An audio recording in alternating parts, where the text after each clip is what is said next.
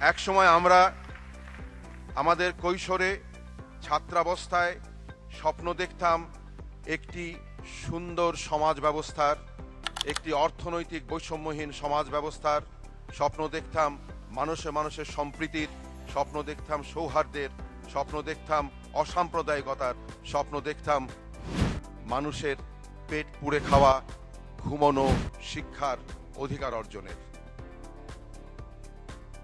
আপনারা জানেন যে মাত্র 37-38 বছর আগে বাংলাদেশে একটা যুদ্ধ হয়েছিল। সেই যুদ্ধটি হচ্ছে 7.5 কোটি মানুষের মুক্তির যুদ্ধ, আমরা যাকে বলি মহান মুক্তিযুদ্ধ। সেই যুদ্ধ আমরা করেছিলাম বাংলাদেশকে শুধু একটি স্বাধীন ভূখণ্ড দেবার জন্য নয়, একটি লাল সবুজ পতাকা দেবার জন্য নয়, একটি জাতীয় সঙ্গীত দেওয়ার জন্য নয়। আমরা সেই যুদ্ধটি করেছিলাম শোষণহীন সমাজ ব্যবস্থার জন্য, একটি সুন্দর সমাজ গঠনের জন্য, অর্থনৈতিক মুক্তির জন্য।